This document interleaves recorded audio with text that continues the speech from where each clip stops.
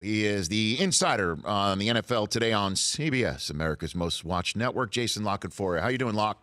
I'm doing well, brother. How are you? I'm doing fine. Let's start with Kaepernick. Why are the Chargers bringing in RG3 and not Colin Kaepernick, do you think, Jason? I think it's myopic to frame this around the Chargers. Not that I'm defending the Chargers. Well, in it's any just way, the one but specific incident, I guess, yeah, the latest. I think we're well over triple-digit quarterbacks who are on NFL rosters right now because a lot of teams are carrying four. The fact that no one has made a significant overture, even worked him out, speaks volumes. He's being treated as if he's not a free agent. At some point, I believe there's still the possibility that a team will get themselves in such a bind that all of a sudden one of these owners will be so brave as to extend a legitimate overture to this young man to try to play football with him to save their season. It won't be because he finally saw the light. It won't be because he's instantly progressive or has latched on to some sort of agenda. It will be because he's trying to salvage his season. Until or unless that occurs, it's pretty clear he's being treated as if his name is not on the list of available free agents, is not on the list of players eligible to come in for a workout, and is effectively not an NFL-eligible player. So, what insight can you provide on what's going on inside his mind, inside his camp? Is he planning on giving an interview to somebody to give his 2 cents on his desire to play football, on what sort of role he's looking for? Because there's so much being filled into the void right now that may or may not be the case, and the void is going to be filled in about 6 weeks with actual football for people to be paying attention to, Jason. So now's kind of the time to strike.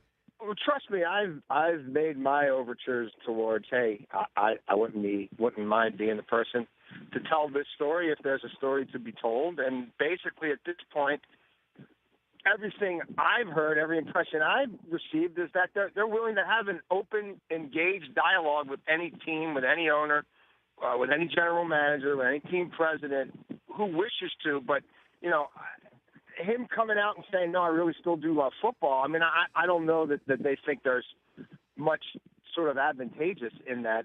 They believe that it's clear to anybody who may have reached out even in just a cursory manner that, yeah, he wants to play football. Yeah, he's in great shape. Yeah, he's much healthier than he was this time a year ago. And no, he's not looking to break the bank, but he can't sign himself. He can't negotiate with himself. He can't make an offer, you know, on the part of a team and hand it to himself and say, yeah, 3-5 sounds good. Let's go do this. It's just not how it works. So it's almost as if you're trying to fight a machine. Would doing some interview or getting something out there immediately convince an owner that, now he's okay to sign?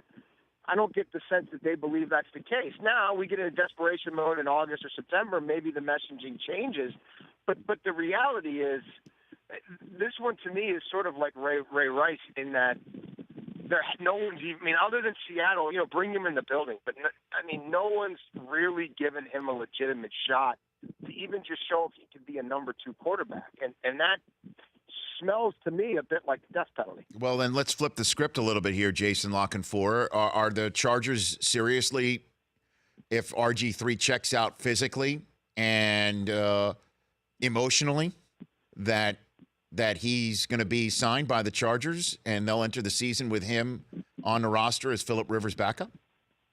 Well, I mean, at this stage, first you have to decide if you think you want him around, if you think he can be an asset, what kind of clay there is that you think they're still there to mold from a really sort of a mental and physical standpoint. And then if you agree to that, then it's a matter of a price point. I mean, what Cleveland paid him last year was utterly ridiculous at the time and looks even more ridiculous now.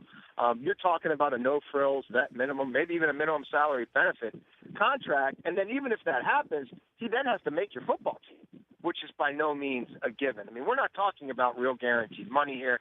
We're not talking about wooing him. We're talking about a camp body and someone who will have to beat out other quarterbacks on that roster to be the number 2. Can he even stay healthy through a preseason? You know, so at this point, the name still, you know, has recognition and I guess some cachet, or at least it has that Q factor where people are aware of his existence more so than they would be most number 3 or number 4 quarterbacks. But from an X's and O's football standpoint, he's just another guy on the street right now. All right, so let's talk Andrew Luck, who is not just another guy by any stretch of the imagination and is the hope of the Indianapolis Colts, plain and simple, and he's on PUP. What can you tell us about his readiness for 2017, Jason? I mean, it's very easy to come out in late July and say he's ready for week 1, and that's what you're going to say, and that's what you have to say.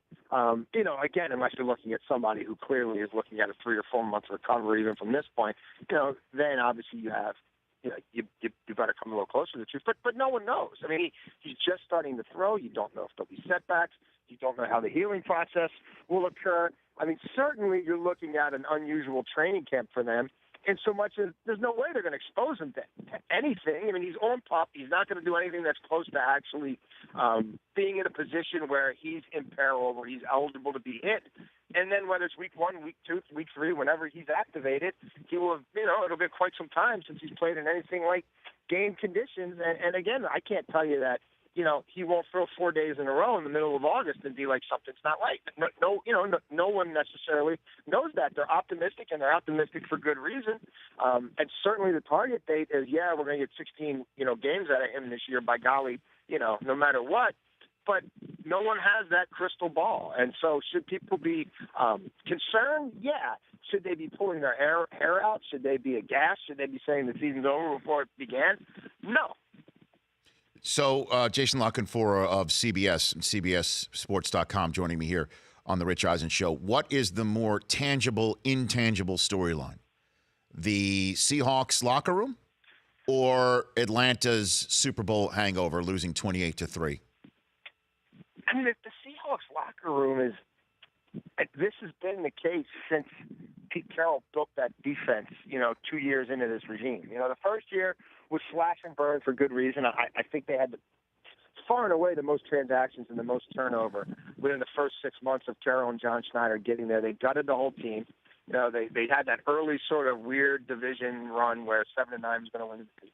And then they built that defense. And since then, this is that locker room culture. It's a bunch of alpha males. It is a lot of incredibly strong-willed personalities and guys with a lot of unique personality traits. And Pete Carroll welcomes that, and he juggles that, and he massages that, and he keeps, for the most part, guys from, I won't say going over the edge, but diving completely over the edge to where they're into the abyss. I don't know that there's much new. I mean, it was an interesting story. It was well reported, but this has been going on for years, and they, still have won. What, they and the Patriots, the only team to win a playoff game in the last 5 years. I think they're one of only 3 teams to go to the playoffs the last 5 years. They're, I think, second only to the Patriots in regular season wins the last 5 or 6 years. And they're going to win that division again this year. So I don't know about that one. Atlanta, that's a tough pill to swallow. That's a bigger pill. My colleague Pete Prisco thought I had a heck of an interview with Matt Ryan and a sit-down with him. Everybody should check that out at CBSSports.com, where it's clear that they're not over it. They're not close to being over it, and they're still rehashing it in their minds, and that's just human nature. I think the loss of Kyle Shanahan, coupled with that, it's easy to throw darts at Shanahan for the Super Bowl, and I'm right there with you. Over 17 weeks, do I want him, who will be going into his 3rd year with Ryan, or do I want Sarkisian in his 1st year? It wasn't so great between Shanahan and Ryan that 1st year. There were a lot of kinks, but Matt Ryan was basically a perfect quarterback in the 1st quarter last year. So he had a QB rating of like 138 with Shanahan scripting that, those first 15 plays. That ain't there anymore. Well, the same way that what you just said, Jason, about Seattle, hey, this is just the culture that they've had and they've succeeded within it. You could say the same thing about Dallas, all due respect to Lucky Whitehead. If Dallas loses to the Giants week 1 Sunday Night Football, they're not saying, well, if they only had Lucky Whitehead and that was an unfortunate case of mistaken identity for him. There's a lot of people wondering if Dallas already, the way they've started their training camp, is already behind the 8 ball.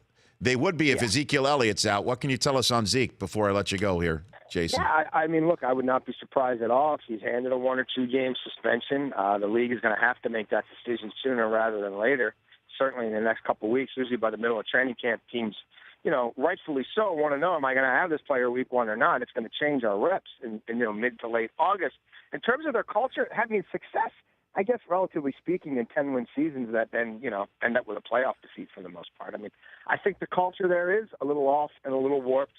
And the idea that you can do what you want Monday through Sunday, but just bring it for Monday through Saturday, but just bring it for 3 hours Sunday, I don't know that it served them all that well. I mean, unlucky, lucky, whatever you want to call them, that's the tip of the iceberg in terms of when you're talking about, bringing in a Greg Hardy and drafting a Randy Gregory and having Ezekiel Elliott and even Dak. I mean, the reason Dak fell was because of off-field concerns. So they've had cultural issues there, and I don't know that, whacking a guy like that now necessarily changes anything. Jason, thanks for the time. Really appreciate it. We'll chat soon. Anytime, buddy. You got it. It's Jason LaCanfora. The Rich Eisen Show, weekdays at noon Eastern on radio stations across the country and audience. If you liked some of that, get some more of that on the Rich Eisen Show app.